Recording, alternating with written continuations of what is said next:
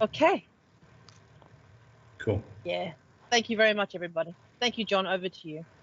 All right. Thank you. Thanks a lot, Alpha, and thanks, Praveen, for the detailed insight related to the trifecta that is our VSA, Vorex, and IT Glue, and how seamlessly they integrate with each other with the workflow that is entailed behind the scene itself. So with this, I have shared the screen.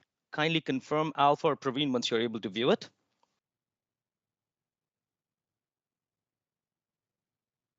Yes, I can. All right, great. Now, as Praveen apprised during his presentation that VSA is an agent-based solution. So there are a few different ways in which the agents can be installed. Either I could go ahead and do a network harvest and can sweep the entire network, install the agents. I could also do a domain deployment as well. And in today's hybrid workforce environment, wherein users could either work from home or they are in office when the systems might not be joined to the network or to the domain, we could also send across the agent package as a link in an email, and then the user could click on that link and the agent will get downloaded and installed silently behind the scene itself. Now, the maximum amount of time that an administrator is going to spend in VSA is in the agent section. So once the agent gets installed on any particular endpoint, they will be classified under managed machines. Now, once I go to the manage agent section, I can filter all the machines pertaining to machine groups. And these machine groups can be classified as branch offices, locations, departments, organizational units, and you can go as deep as 5 level of hierarchy. So at any given point of time, I can filter it down based on machine group. I could further filter it down based on views, and these views are set to be technology views. There is no limitation on the number of views that can be created, and these views that we use it within VSA can be associated with policies that Praveen apprised, which is a template based, which is template based completely to go ahead and drive compliance. Now, this particular screen is completely color coded, wherein green means that the agent is up and running. It's connected to the Kaseya net. It's connected to VSA. With if it's gray, it means that the agent is not connected to VSA at all. With a yellow face means that the user is logged in but inactive for last 10 minutes. And with a blue face means that user is logged in and active. Now, remoting into a system is quite easy. Just click on the icon, and within the next 5 to 10 seconds, we would remote into that particular endpoint on which the agent is installed. Once I have established remote control, I get to see the latency that's involved. If there are multiple monitors, I could even toggle between the displays and get to see the applications that's launched on them. We could also configure the screen recording to start automatically. So in case if your technicians are going ahead and establishing remote control on mission critical servers, they could be domain controllers, DNS, DHCP, or Exchange servers as well. We can configure the remote control session that as and when a tech establishes it, automatically screen recording is going to start, and it would be available in the Kaseya, on the Kaseya VSA server itself. I could also go ahead and paste complex passwords, as well as I could also transfer files from the host onto the target machine as well. So at any given point of time, if I have to transfer a specific JPEG, or let's say if it's a document, etc., just drag and drop it from the host onto the target machine, and it is going to reside at this particular location. So this is one way of establishing remote, which is a console-based session. In other words, over-the-shoulder remote control. Now, as Praveen apprised during his presentation, the other way of establishing remote control is using Live Connect. So the difference between remote control and Live Connect is remote control is console-based, but Live Connect works behind the scene itself, wherein the end user would not get to realize what exactly the tech is doing on that particular system. Once I establish Live Connect, I will be able to perform any of these relevant functionalities that is provided over here. Now, once you do have IT Glue gets integrated with VSA. So while I am going ahead and troubleshooting on a specific endpoint, let's say, for instance, I've established a backdoor access, and before I start troubleshooting, I would have to get a specific password, or it could be a procedural document, or even SOPs as well. I would not have to switch between the applications to do that. All I need to do is click on the IT Glue icon over here and would get to see all the relevant documentation pertaining to that endpoint, which is been uploaded in IT Glue. In other words, which is prevalent in IT Glue itself. If there are any notes, that is any specific configuration information or any specific or any info that has been uploaded or in form of notes in IT Glue, it would also be visible in this section. Now, let's say, for instance, being a server administrator, I would have to access the admin password. So all I need to do is just click on admin password over here. And now it is directly going to take me to that specific endpoint for which the information is uploaded in IT Glue and the specific aspect itself, which is the password section. So in other words, we are going ahead and saving time for the technician. Now, let's go ahead and take another scenario. I am in IT Glue as a tech. I am uploading or making changes or making revisions to certain documentation. And all of a sudden, I get a ticket and I would have to remote into that particular endpoint. Now, I would not have to switch between the applications. In other words, log into VSA, search for that specific endpoint and establish remote control. If I am in IT Glue, directly from IT Glue, I can go ahead and establish a Live Connect session, and from Live Connect can establish into the remote endpoint. At this point of time, wanted to reiterate what we have seen in the slide deck, that from IT Glue itself, we will get to see all the relevant scripts, which in Kaseya land, we call it as agent procedures, that is prevalent in VSA in IT Glue for any specific endpoint. And we do have the ability to execute the script on that specific endpoint itself, and would also get to see the status of that script itself. So in other words, whether I am in VSA and I have to fetch any documentation pertaining to that specific endpoint, I could directly go ahead and establish, I could directly log into IT Glue while I'm in IT Glue. And if I have to establish remote control or run agent procedures or scripts, I can do it without switching between the applications. Last but not the least, from IT Glue perspective, we do have integration with Vorex as well, which is our service desk module. So let's take another example.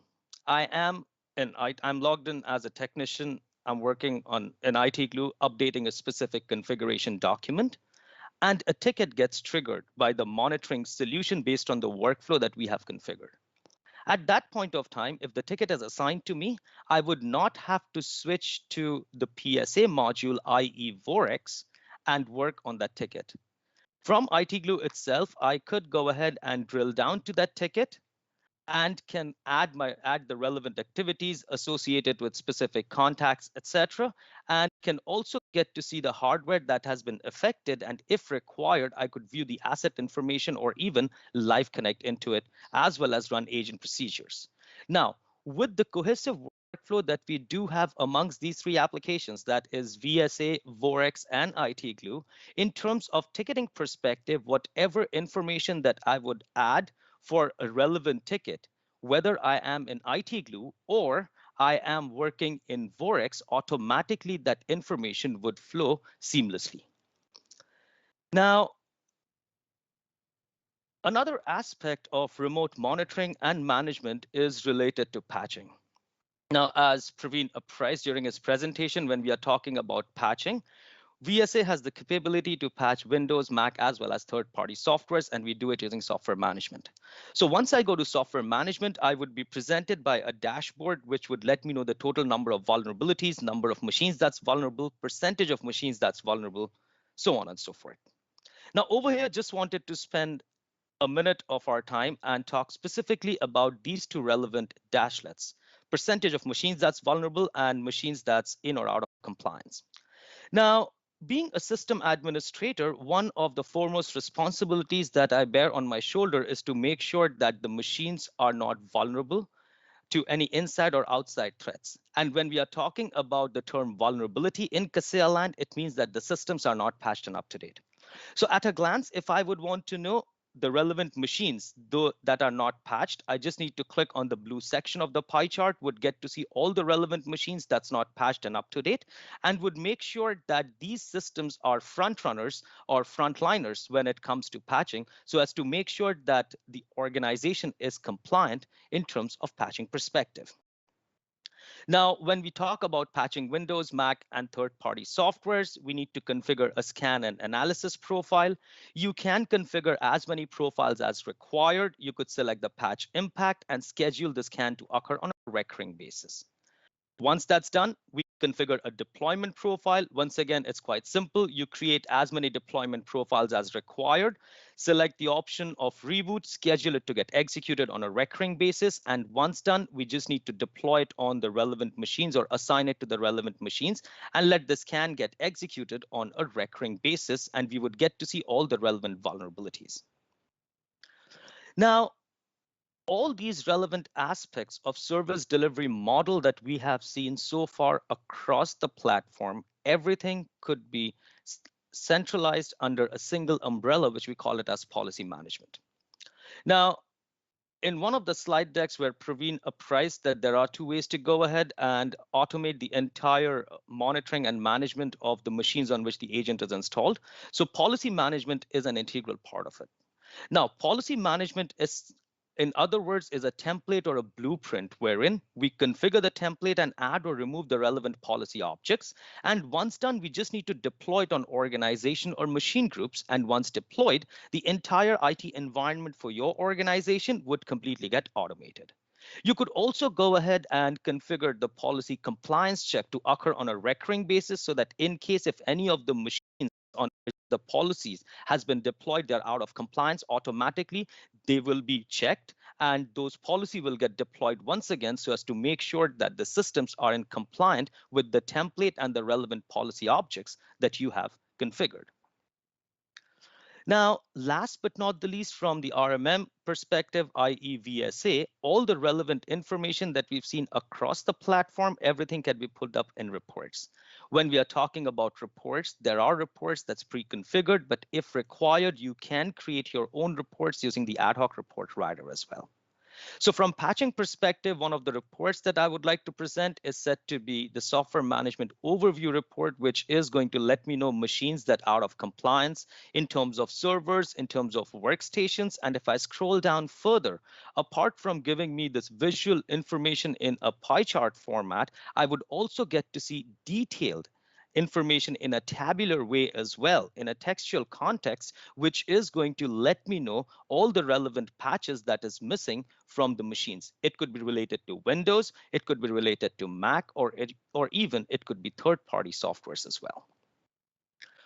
Now, with this, when we talk about our PSA, i.e. the service desk module, based on the workflow that we have configured within VSA, as and when an alert gets generated, automatically it would create a ticket in Vorex itself. Now, once the ticket is created in Vorex, being a technician, I start working on that specific ticket. And then I realize that I would have to establish remote control on that specific endpoint itself. So at that point of time, I would not have to switch between the application and log into VSA to do it. I could directly go ahead and click on Kaseya Live Connect and hence establish Live Connect session and remote into that target endpoint through Live Connect. If I have to have a look at the relevant documentation, SOPs, configuration items, the organization, the contact, as well as the location to that which it belongs to, I could simply click on the IT Glue tab over here, and it is going to pull all the relevant documentation information that is prevalent in IT Glue pertaining to that relevant endpoint. So this was a very high-level overview of all the three applications and the way they get integrated with each other to provide you a unified IT complete platform for not only your remote monitoring and management, for documentation, but also from a service desk perspective. So with this, I would go ahead and hand over the reins of this call back to my colleague Praveen for wrap up, and we will since that comes up. Thanks a lot, everyone, and over to you, Praveen. All right. Thank you, John. as usual, pretty impressive. All right, so just being cognizant of the time, we are cutting short our presentation, but I urge you folks to get onto the breakaway sessions. We are there. We can talk in detail and cover all of the questions or anything that you would require additional information about, the products that we spoke about and the products that you have interest that wasn't covered here. We're more than happy to address all of that in the breakaway sessions. All right, Alpha, thank you so very much. Back to you. Great. Thank you, Praveen. Thank you, John. And everybody, just wanted to wrap up formally. I'd like to, I believe that the event organizers have popped in the Kaseya trifecta code for everyone to use in the bit of gamification for today. And also, I wanted to offer our channel partner in Malaysia, Integricity and SRKK, very kindly to offer a special offer for attendees of today.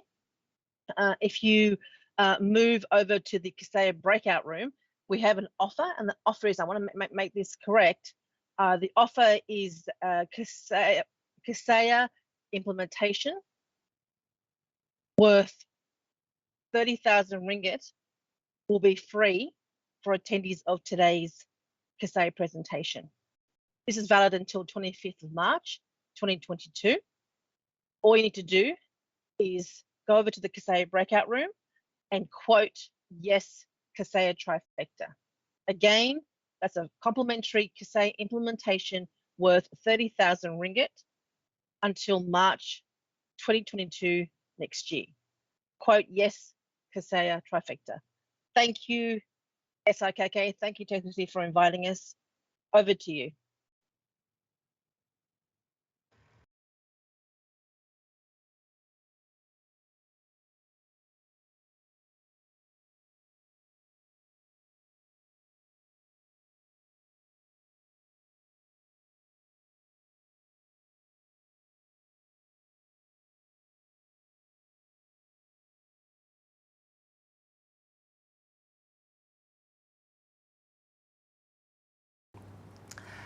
Thank you, Praveen. Thank you, John. And thank you, Alpha.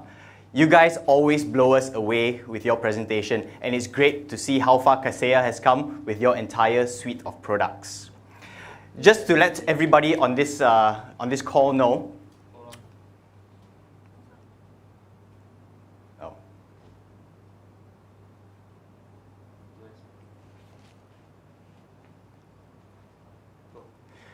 okay, thank you, Praveen, John, and Alpha. You guys always blow us away with the updates that Kaseya has across your suite of products. We really love all these updates that you have. But just for everybody who is tuning in today, I'd just like to let you know that every time when I take out my IC, oh, don't look at my age, but every time when I take out my IC and I scan it when I go into a parking lot, the data passes through servers and computers that are managed by Kaseya VSA. Okay, so they've been using our products for quite a number of years. And in addition, there are other agencies in Malaysia, Singapore, Philippines, and regionally who use Kaseya very much in their day-to-day operations. I think our largest install base is one of the agencies that has got in excess of 23,000 endpoints. And we've just secured another deal for more than 30,000 endpoints. So imagine how much efficiency they can get by using these products. Okay, very quickly, I just want to give out two backpacks from Kaseya to the first person who can tell me what is the name of Kaseya's flagship product. Okay, that's one backpack for you. Okay, I see answers already, but maybe let's not give it to anybody who has already answered, all right? Okay, so the second one is, what is the name of Kaseya's IT documentation tool? Quick! IT documentation tool. All right, I see an answer there. Okay, thank you. Okay, just to let you guys know, right, we've got a lot more giveaways later. We've got like headsets from Jabra, and I've still got a drone that I've not given out yet. So stay on the call, and yeah, you have a chance to win all these prizes as well. Okay, so because of time, I'm going to now pass the session over to Docusign, who is going to take us through how e-signatures can really improve our lives, especially as we work remotely. So over to you, Docusign.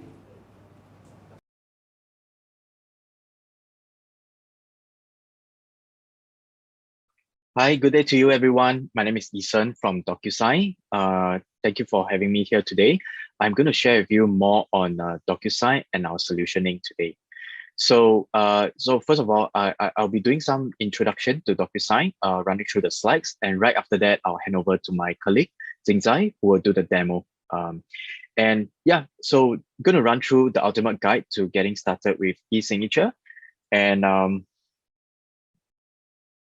so today I'm going to run through some agenda here. So I'll be touching on the agreement process, on how our agreement process works within Docusign, some e-signature benefits, and thirdly, why Docusign? Why choose Docusign as a solution of choice for you and your company? Then after that, I'll touch on some customer success. And of course, after that, I'll just hand over to my colleague for a demo. So I think today, as you can see, agreements are everywhere. If you're just looking at the scenario today, and now in a world where it's in the new normal, and everybody is kind of doing a hybrid workspace. Some of your people are using working from home. Some of you can be hybrid in the office itself. So today, if you're talking about different department, would somewhat involve a certain paper process. So if you're just looking at on each specific departments here today, in fact, everyone will require to, to digitize some of the workflow to kind of improve their today's process. So just to touch on a few departments here, right? So if we just look at sales, right? Sales, if you want to send out a certain contract, they will need to use, paper workflow. They'll send probably a contract to the person via email and get the person to sign up from there. And same goes to marketing services. Like for example, if it's human resource would involve hiring. So if let's say the candidate comes down for interview, or you do an interview via Zoom, eventually if you want to hire the staff, you will probably send out an offer letter. And usually all these documents are pretty sensitive, and leveraging on Docusign will kind of help you to track every step of the process where the contract's been at in terms of the hiring process. And after that, of course, down to finance, IT, legal department, legal would usually require to send certain documents that is very sensitive. And sometimes it is external facing. So you need to send contracts to an external party. And this with Docusign will kind of help you facilitate that without any risk. And of course, all the way down to facilities, product management, and of course, procurement. And that also requires a lot of, sensitive document being exchanged. So just to touch on the signing process today. So if you can see today, if you look at the company process, if you look at the paper trail today, if you need to get somebody to prepare and sign a contract, you can see there's a lot of steps here. So like, first of all, if you want to get somebody to discuss and generate contract, so you need to do a contract generation from the record. And after that, you need to get quite a few people to route and sign, right? And if you see the legal signature here, and you need to get quite a few people to complete the signature. And after that, after signing, you need to go into the record for updating. And as well as you need to do some backend processes to be triggered, as well as the downstream. So what Docusign do here is that along the signing process, right, we keep it very simple, right? We make it very simple for you. And if you can see that on the customer end here, all they need to do is just to interface using Docusign at some point to kind of just approve and sign. So it's really cut down to 2 steps for them.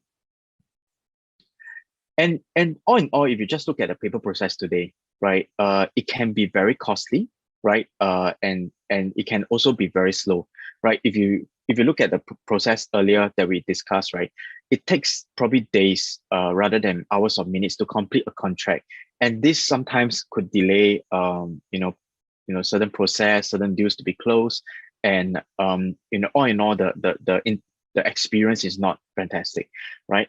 And also it can be pretty unfriendly. So if you look at the paper process today, if you send some contracts to somebody, sometimes they need to do a printout, sign, rescan, and send back to you. Or if you're going to courier the contract to the person will have to wait for you and get it signed, right?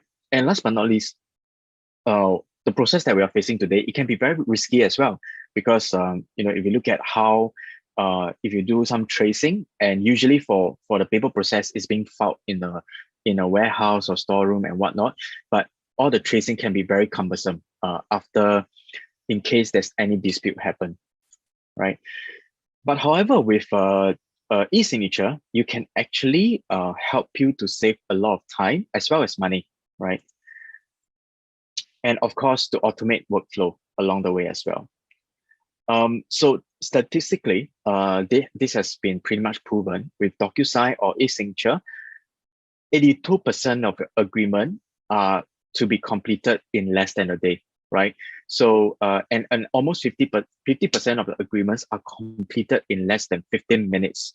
Why is that so? Because if you were to trigger a contract today using Docusign, all you need to do is just probably give the person a call and say, "Hey, I'm going to send you a contract," and the person on the other side will just need to take out their smartphone or laptop and just open up the contract, which is nicely customized and interface onto the screen. The person can just run through the contract right away and sign off without having to do additional steps like retrieving the documents and do a printout. So everything is being tracked and managed within Docusign.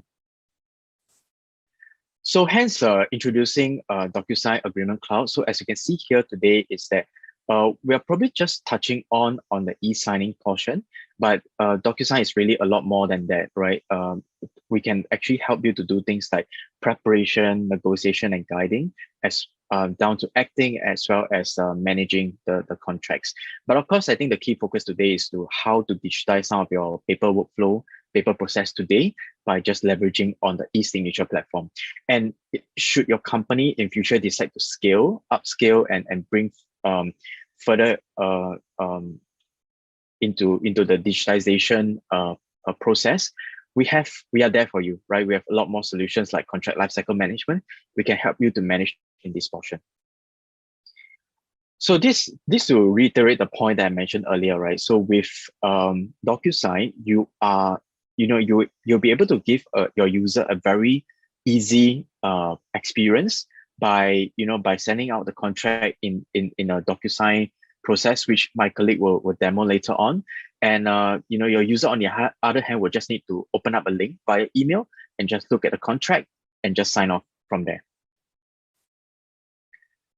And of course, cost savings is really a very key component here. So if you look at the manpower required and materials required today to prepare and get somebody to sign a contract, it takes probably about $36 to perform one. And with Docusign, you can definitely reduce the cost significantly. And this is where the next part here that is the most critical, because with Docusign, we'll be able to provide you with an audit trail. So every step of the way where the contract is at, whether it's when the person has opened the contract, what device they are using to sign the contract and whatnot, are all being tracked in this audit trail after the contract has been completed. This is what we call certificate of completion. And all this document is being housed in our storage, in our cloud storage. And after that, should there be any legal dispute, you can always retrieve this document. And all these documents are tamper-proof and recognized by local law. So this is just some of the additional steps of authentication that we provide. So, sending a contract can be done via just email, right? However, should you need additional form authentication, we have additional features like SMS delivery, just to provide you a 2FA authentication for the customer. And responsive signing. So if we send out, we are usually able to customize on any screen the person is at, whether laptop or handphone, smartphone. They can always be able to process and read the contract even on the move. And on top of that, we provide some of the industry-leading security and privacy standard. So we have been number one. We are the number one solution, e-signature solution in the market today, and we are here to provide you with all the every regulatory requirements that you need for your workflow. At the same time, we also do provide. We probably have the most integration, almost 400 plus API integration that is kind of out of the box, ready for you today. So if you're looking at Salesforce, SAP Ariba, SAP SuccessFactors, these are all ready for you, right? Out of the box. So should you wish to consider Docusign today, definitely we are there for you to help you in every step of the way. And some of the best brands in the market today trust Docusign, and as you can see here, some of the major brands that are using Docusign to leverage in their system today. And some of the reason why you should choose Docusign as a solution is down to some of the key reasons here. So number one, we are the number one e-signature solution in the market today. We have over 1 million paying customers. We have hundreds of millions of users who have used Docusign on a daily basis. So this gives you the network effect and allows you to transit to digital sign very easily. Secondly, we provide unmatched security and scale. And if you can see some of the industry leading standards that we are providing here. And at the same time, our server provide you with 99.99% uptime. So compared to our competitor, we really offer you some of the best uptime across the market. And last but not least, the Docusign Agreement Cloud, as I shared earlier, we offer you some of the best agreement journey that you want should your company decide to scale and leverage on Docusign. So for now, let me just hand over to my colleague and he'll run you through on the demo itself. Thank you so much. Thank you for the introduction. Hello everyone, my name is Zai, Solutions Engineer at Docusign. Very excited to be showing you our e-signature web application. Let me quickly share with you today's demonstration workflow. For today's demo, I will be sending out a non-disclosure agreement to collect two signatures, one from our customer Chris and another from our manager Dylan. After collecting the two signatures, Lily, our legal counsel, will receive a carbon copy of the completed NDA document for recording purposes. As this is a digital workflow, this ensures that social distancing is maintained throughout the entire process. So without further ado, let's jump in.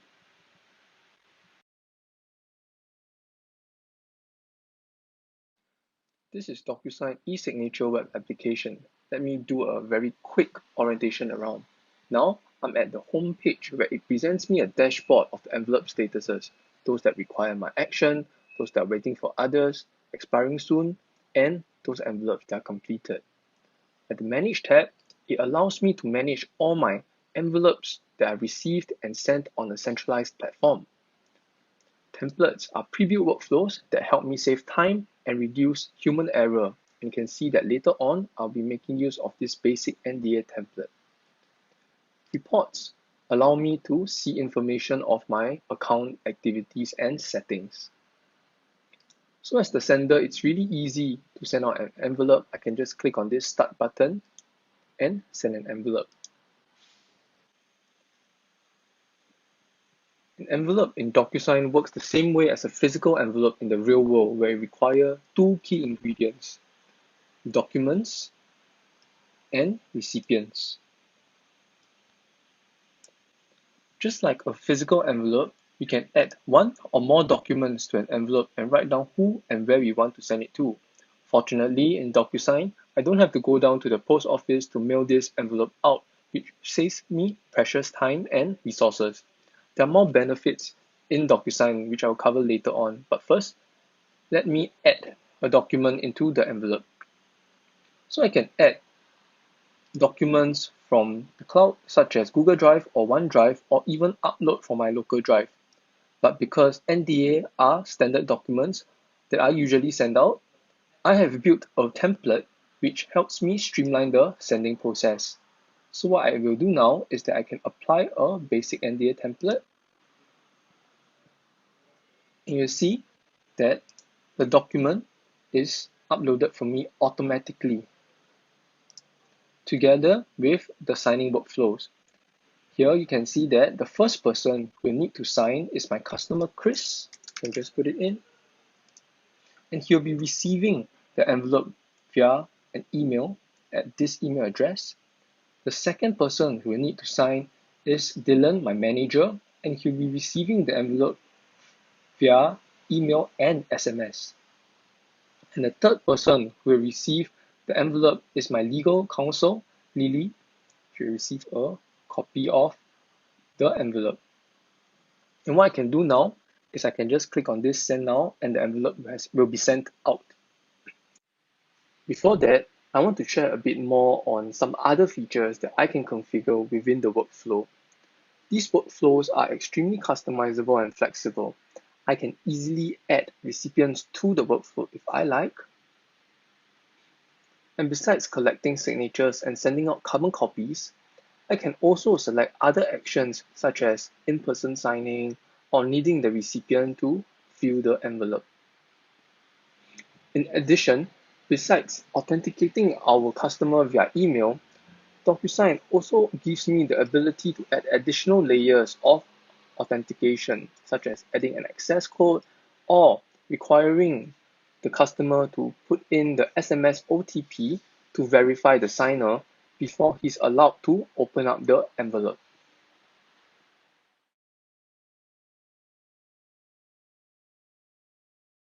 This workflow is still considered pretty simple and straightforward. However, for more complex workflows, the signing order button at the top right would be useful to give us a graphical representation to visualize how the signing order flow will be like. And now from this, we can see that this is a sequential workflow. Signing orders are also extremely flexible, where I can easily change it to a parallel workflow. Now, after changing it to 1, you can see that this has become a parallel workflow, such that after I've sent out the envelope, both my customer and my manager will receive the envelope at the same time, and only when both signatures are collected, Lily will receive a carbon copy. Let's keep it simple for this to change it back to a sequential workflow. Scrolling down, I've also set up custom email messages for each of my recipients.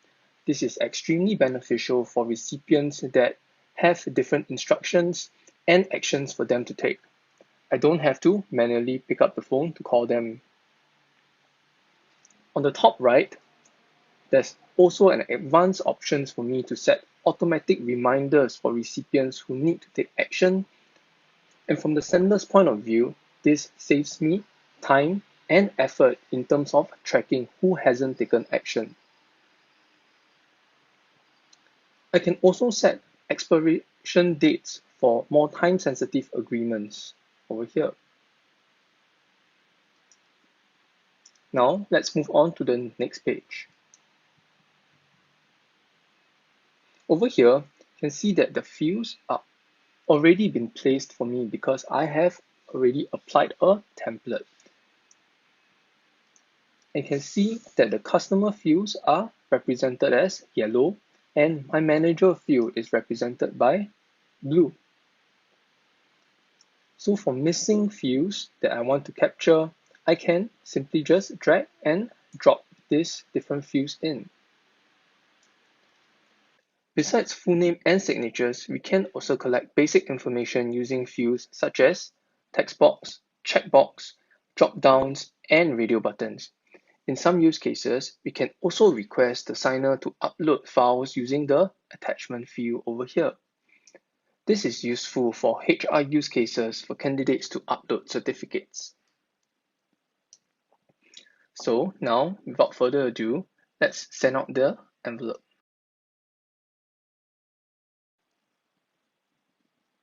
You can see that we are being routed back to our Manage tab over here, and we are now at our Send box.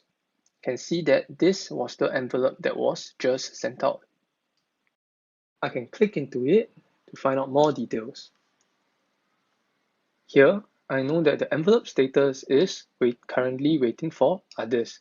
More specifically, we are currently waiting for Chris Cage, our customer, to sign the document.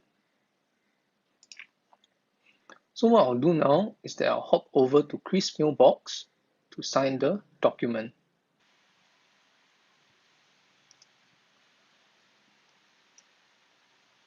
Wearing the hats of Chris now, Chris receives an email from Docusign.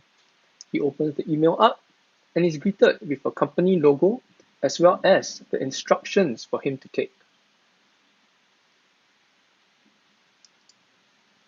Something else to call out over here is that recipients do not need to have a Docusign account. Only the sender sending out the envelope needs to have a Docusign account. Upon clicking on review, it opens up an encrypted URL that brings Chris to the envelope. Chris reads the instructions one more time and he will accept the electronic record and signature disclosure. After agreeing and continuing, you can see that his details are automatically populated in the document. You can make use of the start post-it on the left to guide him to the area and the field that he needs to fill in. What Chris does now is that he can click on sign and this window pops up for him to adopt his own signature.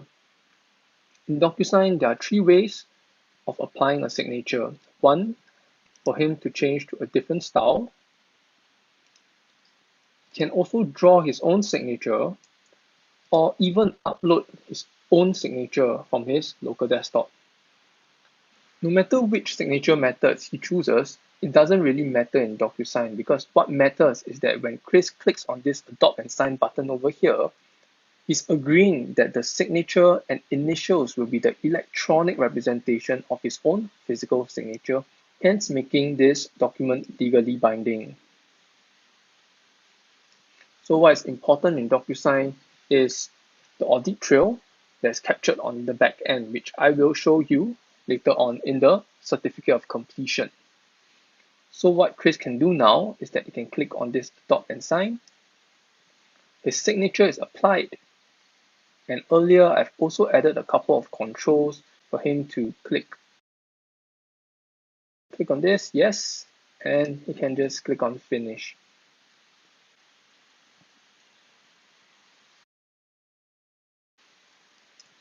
That's done for the customer. You can see that Chris has also been routed to a website. So this is fully customizable as well. Now that Chris has completed the signing process, we can hop back to the sender's perspective. So Chris has completed and now Dylan needs to sign. But before I start wearing the hat of Dylan, I'd like to show you how the sender, myself, will know exactly where the envelope is at every stage along the way. So what I'll do now is that I'll hop over back to my sender's view and do a very quick refresh.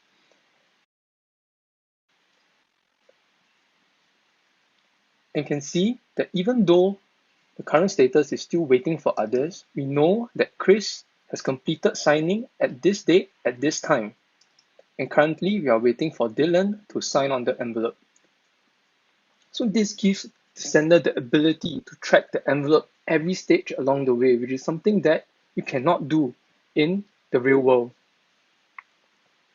So what I'll do now is that I'll hop over to Dylan's mailbox.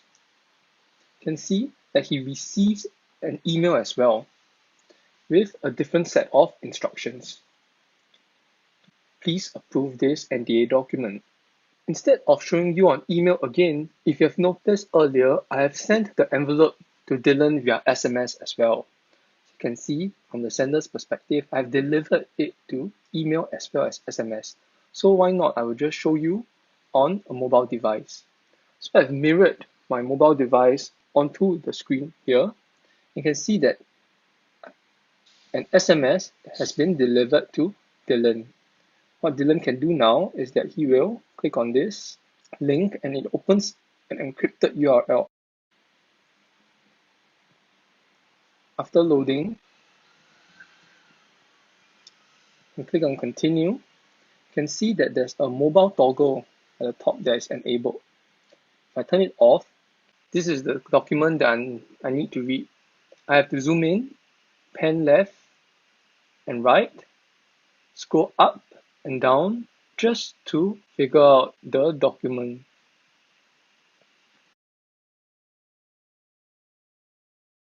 However, with this turned on, this allows me to read the document very easily, ensuring that I do not miss out any important details within the agreement. And because Dylan already has a Docusign account, he can just simply click on the field, signature is applied, and click on next. Review the completed document again, and click on finish at the bottom.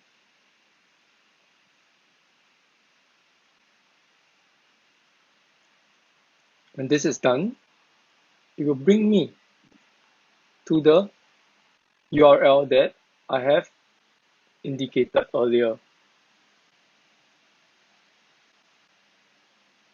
Now, from the sender's view, I can quickly do a refresh.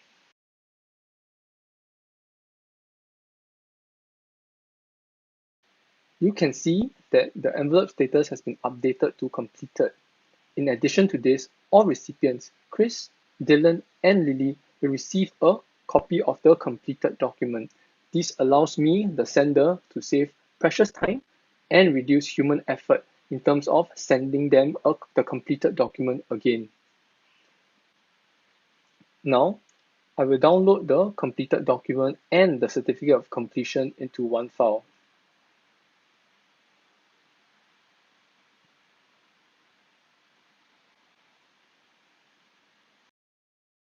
Now we can open the completed document as well as the certificate of completion. So this is the completed document and with the certificate of completion. So the certificate of completion is a court admissible document that contains the audit trail of the e-signature transaction that has just happened. Over here, we can take a look at the signer events. The first person who signed was our customer Chris, with his signature, the timestamp, when it was sent to him, when he viewed it, when he signed it, as well as the IP address was also being captured. The second signer, who is our manager Dylan, his signature, the timestamps of when the envelope was sent to him, when he viewed it, and when he signed it, the IP address, as well as that he made use of the mobile phone to perform the signature. At the bottom, we can also see the carbon copy events that was being sent to Lily.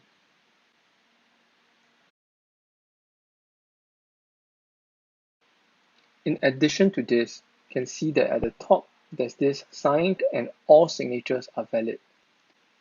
So both this completed document as well as the certificate of completion comes with a tempered evidence seal. At any point in time, if someone comes in to modify or amend these details, this tempered evidence seal will be broken, letting the person viewing the document know that it has been modified before. So that wraps up the envelope that I sent out with the completed document and the certificate of completion. I'd like to share a bit more on how we manage envelopes on the Docusign e-signature web application. So moving back to our platform, I can just click on the Manage tab over here and can see that this is my inbox and sent box. Inbox contains the envelopes that I have received and sent box contains the envelopes that I have sent out. Making use of this, I can quickly do a search and filter envelopes based on keywords and date ranges. You can see that I can just search for Chris. Precious time and resource is saved when you're looking for the specific document that your customer or even audit is looking for. Docusign also comes with more than 400 integration and API, and we do recognize that companies might want to store their completed documents into their own cloud storage solutions. Without any development effort, I can also set up agreement action rules to save completed documents into Google Drive, SharePoint, or even OneDrive.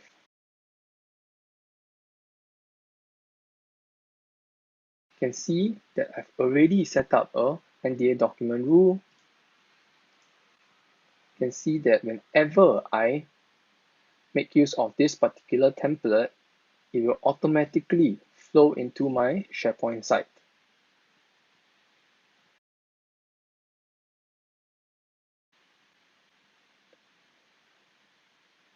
Into this particular folder in this particular format. So hopping over to my SharePoint site, you'll be able to see that the document will be in this particular folder.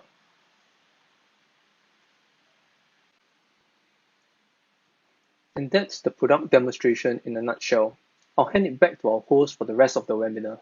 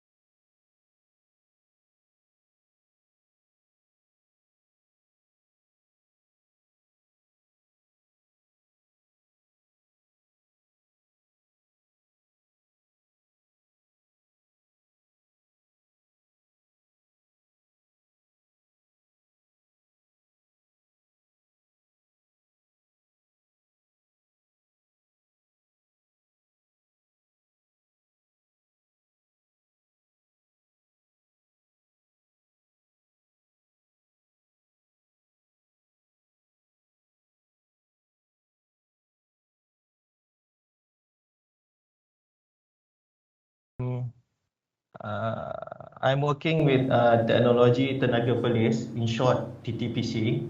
So TTPC is we are in power business. We are one of the independent power producers. If you have heard of IPP, we are one of the power provider for TNB. So I'm working in HQ office. Our plant is in Perlis. Yeah, Perlis, we have a 650 megawatt power plant, gas power plant. So I've been working with the company for almost 20 years. 20 years, so now I'm holding the position of general manager. Is that okay, Zul? Wow, thank you very much for very interesting introduction, Cik Khairi. So basically, all of our electricity, partially of it is depending on your company to light up our house and also our factories. Right? You can say that also, yeah. We are partially providing all the powers to the nationwide coordination. Oh, it's very important roles of your company are playing for Malaysian nations over here. So, would you like to share what kind of services that probably you get from us in SRKK? Okay. When I joined the company, SRKK was already there. So it was in 2002. So I remember when we didn't have any IT department. In fact, until now, because we decided, I think in 2004, we decided to outsource our IT function to SRKK. So it's almost 17 years already. So we have been very long with SRKK. So until today, we have what do you call that? Sign up for a contract, yeah, for the SSP contract service. What do you call that? SSP? System Support Program. System Support Program. Yes. In 2004. So eventually, after a few years after that, we see there's a need for disaster recovery, so we also get RKK to support us for the offsite backup.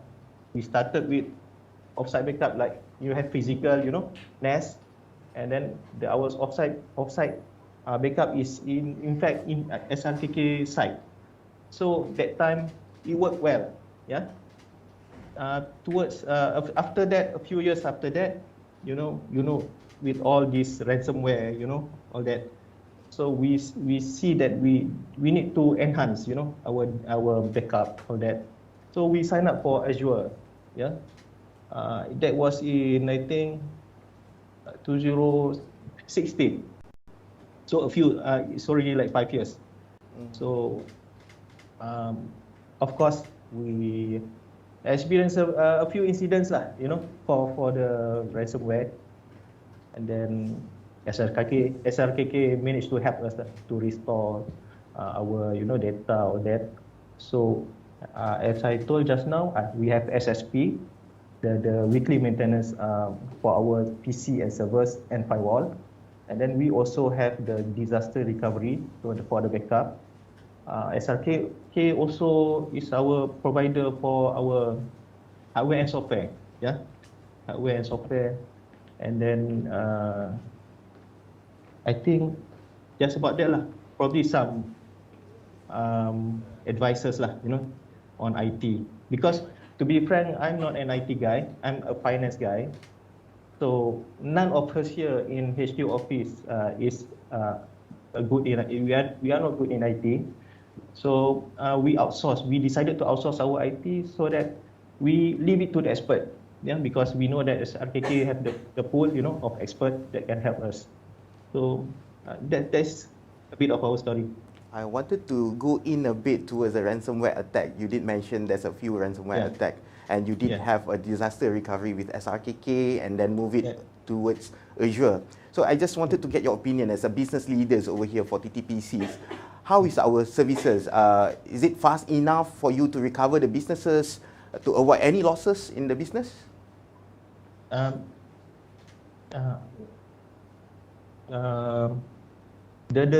We are back in business quite fast after the ransomware attack. Of course, we were down, I think probably 1 or 2 days, but the response is quite fast from SRKK, because that time I think we are one of the first few companies that attacked by ransomware. When I asked SRKK, they said, "Oh, you are one of the first." So we managed to restore all the data needed, and then there's no loss. Basically, there's no loss of data, no financial loss also. Yeah. I think the reason why you are being targeted as one of the first, probably because of the nature of the business itself. You are considered a very big company, and also you are providing substantial or very big services towards the nation itself. Yeah. Right. I am happy that we didn't pay anything, for the ransom. We didn't pay any ransom. I think that's good lah, because we stand firm that we must know this is not right. It's not right for us to pay any ransom. So we managed to survive lah. Yeah. Definitely, one of the key points that you mentioned just now, to avoid paying a ransomware, I believe a lot of company looking forwards to avoid to pay any ransom, because any ransomware attack will cost you 1 Bitcoin to 5 Bitcoin, even 10 Bitcoins. And I believe a lot of people already know now 1 Bitcoin costs about 250,000 roughly, plus minus. So if the company affected and then need to pay this kind of amount, I believe definitely it will impact on the bottom line of the company a lot. Sure. In fact, for us, I'm a finance guy. It's very difficult to justify this to the to the management and to the board, to the shareholder. How do I justify that I want to pay ransom, for our data? That is just not right, not right. Yeah. And some more, it's not a physical ransom; it's a digital ransom. Yes. So we are very thankful. We are very grateful that we that time we already had our disaster recovery plan, and backup, all that, and we managed to restore our data. And then I also forgotten to highlight that we also, our plant and HQ is connected, with the accounting system. So this is very vital also for operation. So SRKK also managing this. So